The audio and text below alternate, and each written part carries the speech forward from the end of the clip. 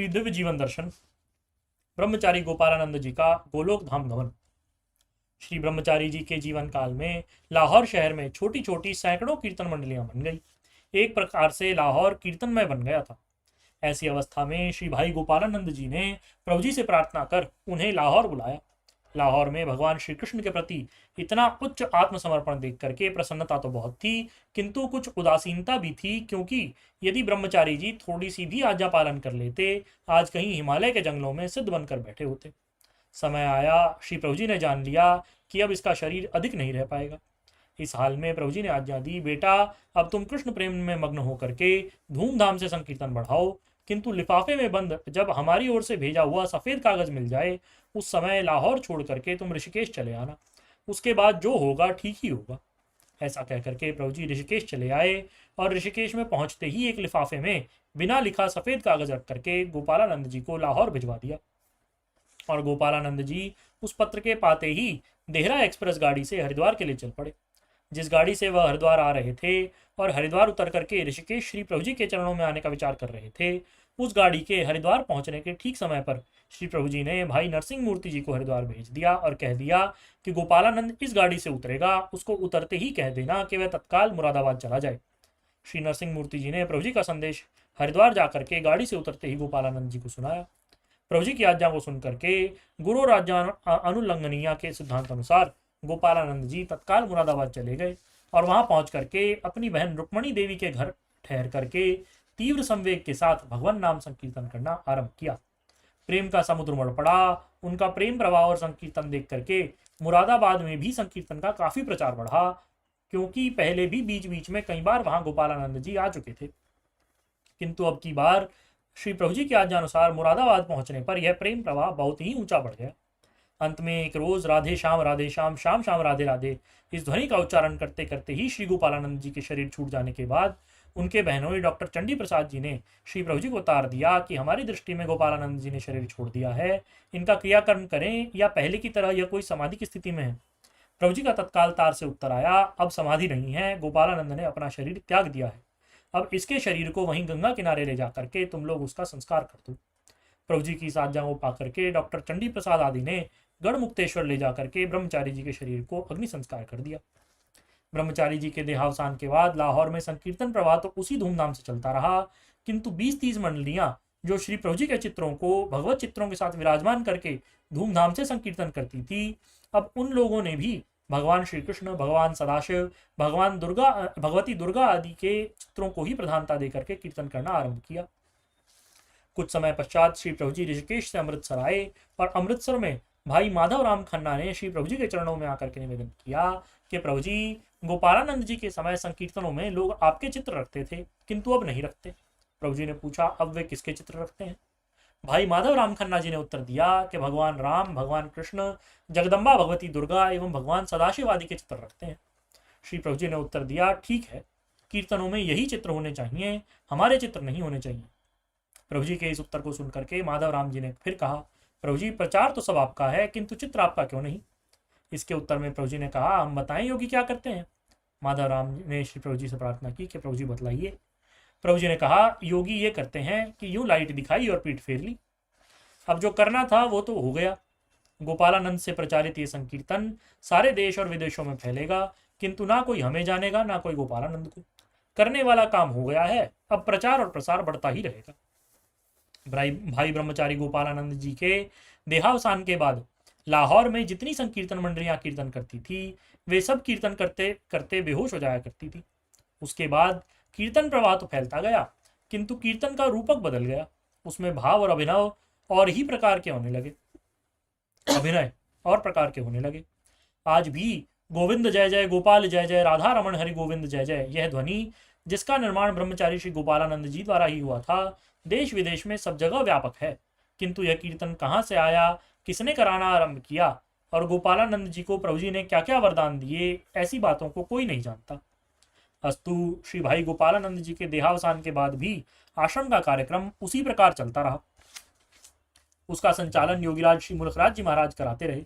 बीच बीच में मैं भी लाहौर आता जाता रहा, किंतु मेरी प्रवृत्ति श्री वृंदावन निवास की अधिक रहती थी। मैं श्री वृंदावन चले जाया करता था और बाद में ऋषिकेश आ जाया करता था। भाई नरसिंह मूर्ति जी द्वारा राधा कृष्ण की मूर्ति का अनादर तथा परिणाम स्वरूप उनका श्री वृंदावन में भटकना। ऋषिकेश में मेरे सामने एक और घटना घटित हुई जो आनंद कंद श्री प्रभु जी की कृपा का परिचायक है। अमृतसर के हमारे गुरु भाई नारायण दास थे। उनका भगवान श्री कृष्ण के चरण कमलों में बहुत अधिक अनुराग था। वह ऋषिकेश आश्रम में श्री प्रभु जी के चरणारविंद में अपने ध्यानानुभव सुना रहे थे। उन्होंने ध्यान में देखी हुई भगवान श्री कृष्ण की लीलाओं को सुनाया, जिनको सुनकर मेरे मन में भी बड़ा आह्लाद पैदा हुआ। किंतु मेरे छोटे भाई श्री नरसिंह मूर्ति जी इन बातों से प्रसन्न नहीं होते थे। प्रत्युत स्त्री जाति के प्रति विरोधी भावना बनी रहती थी। भाई नारायण दास जी के ध्यानानुभवों को श्री प्रभु जी बड़े गौर के साथ सुन रहे थे। उसी अवसर पर श्री राधा कृष्ण का एक चित्र ला करके नारायण दास के सामने उल्टा करके नरसिंह मूर्ति जी ने रख दिया। श्री नारायण दास जी प्रभु जी के चरण कमलों की ओर देखते रहे।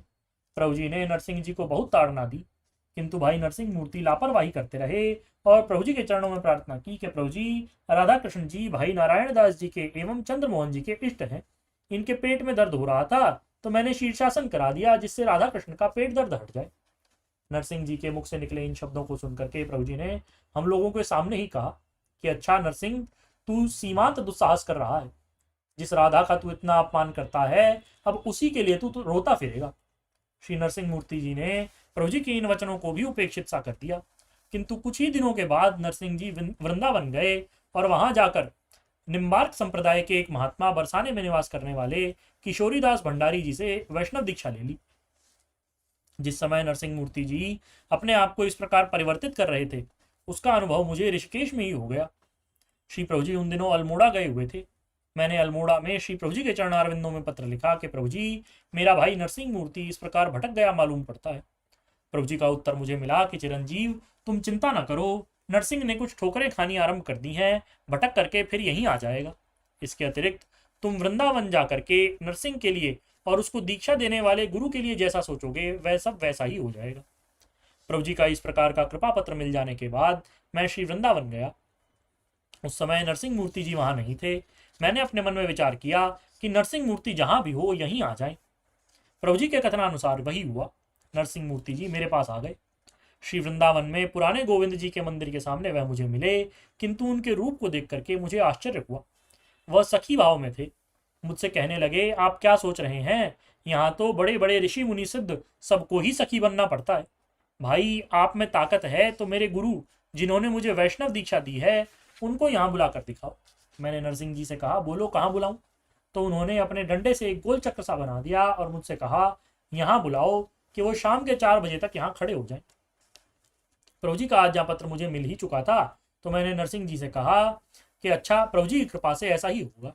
सो उन दीन बंधु की कृपा अनुसार शाम को 4 बजे से पहले ही वह उस गोल चक्र में आकर खड़े हो गए और अपने मुख से कहा कि भाई, प्रभु जी तो सर्वशक्तिमान परब्रह्म हैं, उनकी आज्ञा का पालन तो हम लोगों को करना ही होगा। नरसिंह जी को बड़ा आश्चर्य हुआ। एक बार अमृतसर में भाई नरसिंह मूर्ति जी को हमारे एक गुरु भाई लाला परमेश्वरी दास ने नरसिंह दास कह करके बुला लिया था। उस पर प्रभु जी नाराज हो गए थे और उनसे कहा कि परमेश्वरी दास, तुम हमारे बच्चों को नरसिंह दास मत कहो, इनको नरसिंह देव कहो। वही नरसिंह मूर्ति यहाँ वृंदावन में आकर के उन निम्बार्की महात्मा ने उनका नाम नारायण दास रख दिया था। मैंने नरसिंह जी से कहा, क्या तुम्हें संकोच नहीं लगा यहाँ आकर नारायण दास नाम रखवा दिया? अस्तु, एक दिन के अंदर ही नरसिंह मूर्ति जी के सारे विचार बदल गए।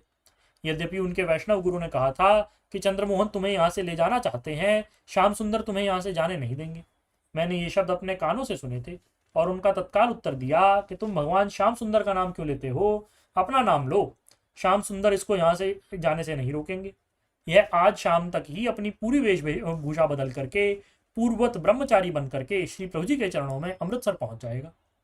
आनंद कंद श्री प्रभु जी की कृपा से वैसा ही हुआ।